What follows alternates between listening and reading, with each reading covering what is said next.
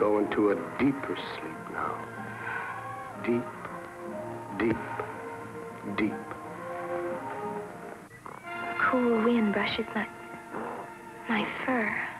What kind of fur is the wind brushing? There's the water. I don't want to go to the water. I'm so frightened of the water. I see my reflection.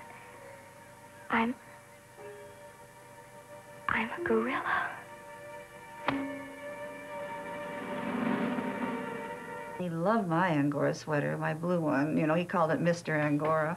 He had a fetish for Angora. And then he had an Angora dress, a pink one. He was gorgeous then with his green eyes, you know, and the wig. But he didn't try to hide it. By the early 1960s, Ed's career as a low-budget auteur was really over. His dream of joining the cinematic greats was never to be realised. Unable to raise money for his own projects, he tried to earn his keep as a screenwriter. But sadly, for the rest of his life, he really earned his living as the author of trashy novels aimed mainly at the sex market. One of Ed's books was filmed in 1966 as Orgy of the Dead.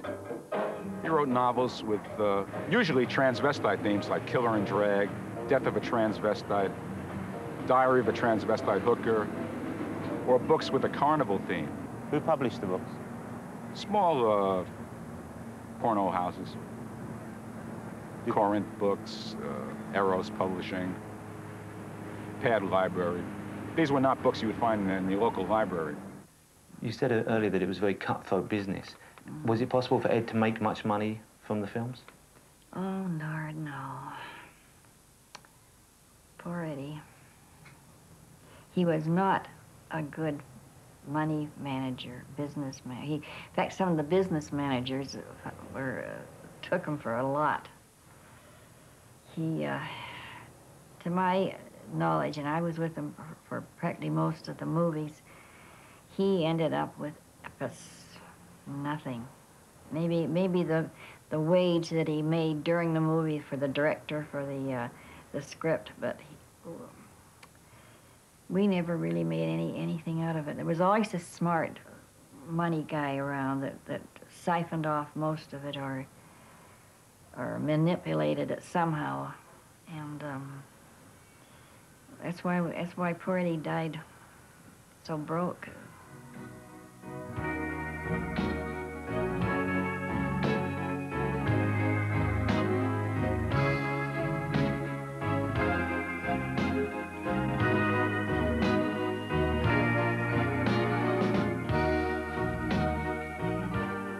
Ed, however, never lost faith in his films, particularly Plan 9, and a whole new generation was about to rediscover it.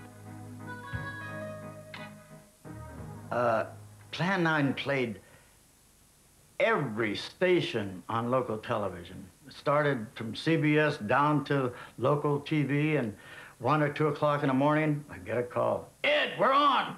Turn Channel 9 on, Channel 13 on. Because he stayed up all night long writing scripts, and the minute Plan 9 was on, he called up everybody. And I was on the top of the list to watch Plan 9. He was very happy with Plan 9. He loved it. And he rented it all the time and had Plan 9 parties. Eddie used his brains and imagination, and I don't think it was a silly picture at all. I don't think a lot of the kids do either, you know. Oh, powerful light, and I swear in my Bible that the others were right. I saw Gray Robert. Just recently, Plan 9 has been turned into a musical, ensuring that the legend of Ed Wood Jr. lives on.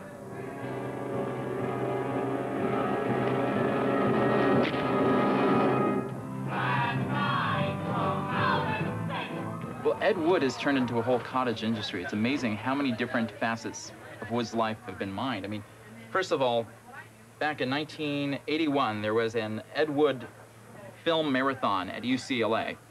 And here you can see there's a hairy leg and a high heel, a giant rubber octopus, a flying saucer, and a gravestone that's about to tip over because it's made out of cardboard.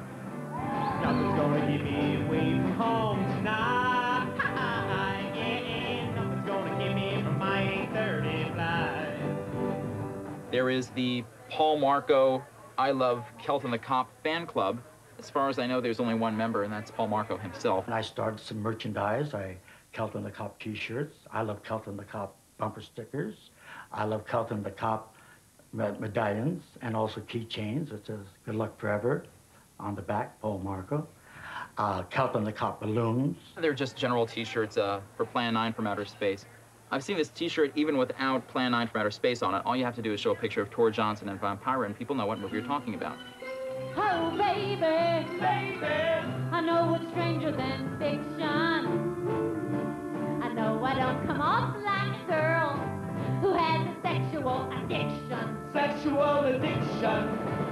Some watch TV and others take drugs, but I like kisses and I love hugs and anything that causes physical friction.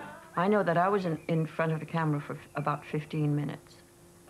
And that's all, your entire on-screen appearance was shot in? 15 silent minutes, which has given me an entire new career. Thank you, Mr. Wood. You listening? I'm attracted to love just like a butcher likes to chop his meat. But to me, love is a death-defying fate. What do you think he would make of the attention that's focused on his work now? Oh, God. He'd be thrilled that he's got so much attention. I'm not arbitrarily sure he'd like the nature of it. He would think it's come a little late, but I think he'd be very pleased that some sort of acclaim is being given to him. He's probably looking down with a big smile. Maybe with his teeth in, maybe without it. But he's smiling, saying, gosh, I'm glad they like my movies because I like making them.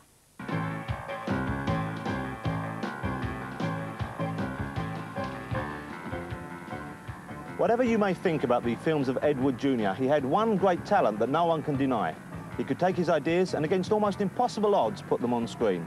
While many of the more acceptable and mainstream directors of the period are now all but forgotten, the films of Ed Wood Jr. are still being talked about and enjoyed all over the world. So he must have done something right.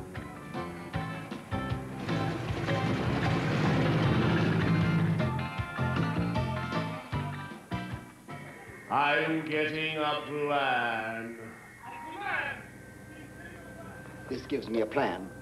One will shoot, two soul. We had 4 plans and we had 4 more. You know me, I'm a plan-making man.